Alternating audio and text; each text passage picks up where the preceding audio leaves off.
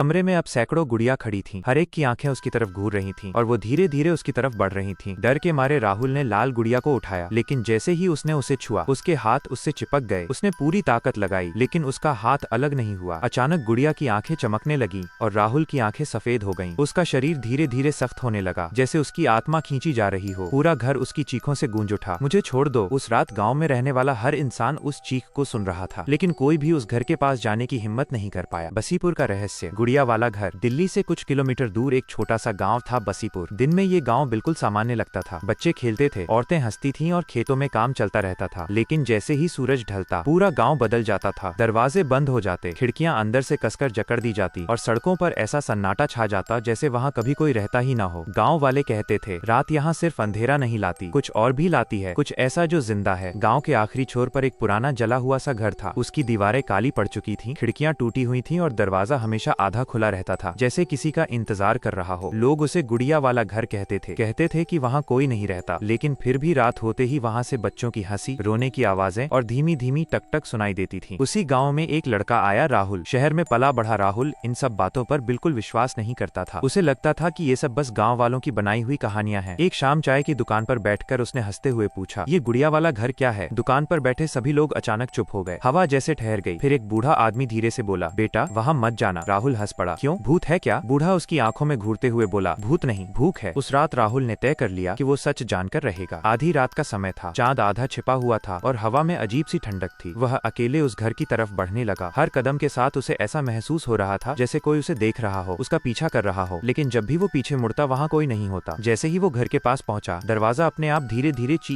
ई की आवाज के साथ खुल गया। अंदर घना अंधेरा था, इतना कि जैसे रोशनी भी वहाँ जाने से डर रही हो। राहुल ने हिम्मत जुटाकर अंदर कदम रखा। तभी उसकी नजर कमरे के एक कोने पर पड़ी। वहाँ एक पुरानी लाल रंग की गुड़िया बैठी थी। उसके बाल उलझे हुए थे, चेहरा जगह जगह से फटा हुआ था और उसकी आंखें, वो बिल्कुल इंसान जैसी लग रही थीं, जैसे वो राहुल को देख रही हो। राहुल हल्का सा हंसा। यही है सबका डर। वो मुड़कर जाने ही वाला था कि अचानक पीछे से टक की आवाज आई। उसने धीरे धीरे पीछे मुड़कर देखा और उसका खून जम गया। गुड़िया की गर्दन उसकी तरफ घूम चुकी थी। राहुल के दिल की धड़कन तेज हो गई। उसने खुद को समझाने की कोशिश की, नहीं ये मेरा वहम है। तभी अचानक पूरे घर में एक आवाज गूंजी, खेलोगे मेरे साथ? आवाज एक छोटी बच्ची की थी, लेकिन उसमें कुछ बहुत गलत था, कुछ ऐसा जो इंसानी नहीं था। राहुल के पैरों के नीचे जैसे जमीन खिसक गई। तभी दीवारों पर अचानक खून के निशान उभरने लगे और उसके सामने जैसे कोई पुरानी याद चलने लगी। उसने देखा, सालों पहले इस घर में एक छोटी लड़की रहती थी, मीरा। उसे गुड़ियों से बहुत प्यार था। वो दिन रात अपनी गुड़ियों के साथ खेलती और उनसे बातें करती रहती। लेकिन गाँव वाले कहते थे वो सिर्फ खेलती नहीं थी, वो उनसे सच में बात करती थी। एक दिन गाँव में एक तांत्रिक आया। उसने मीरा को देखा और उसकी आंखों में एक अजीब चमक आ गई। उसने मीरा की माँ से कहा, तुम्हारी बेटी में शक्ति है, मैं उसे अमर बना सकता हूँ। माँ ने साफ मना कर दिया। लेकिन उसी रात मीरा अचानक गायब हो गई। पूरे गांव ने उसे ढूंढा, लेकिन वो कहीं नहीं मिली। अगली सुबह वो तांत्रिक भी गायब था और इस घर में बस एक चीज बची थी, एक लाल रंग की गुड़िया, जिसकी आंखों में जैसे किसी की चीखें कैद थीं।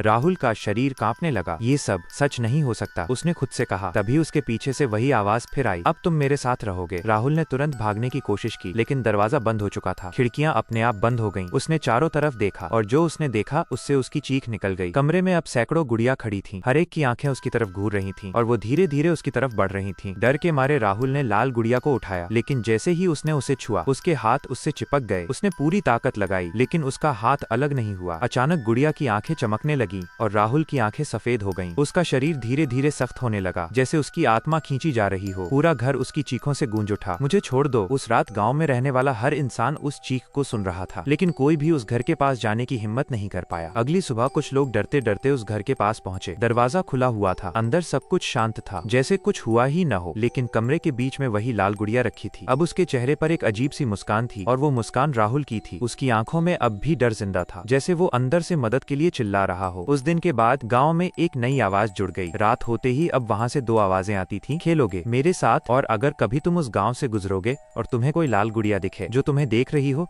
तो भूलकर भी उसकी आंखों में मत देखना, क्योंकि अगली मुस्कान तुम्हारी हो सकती है।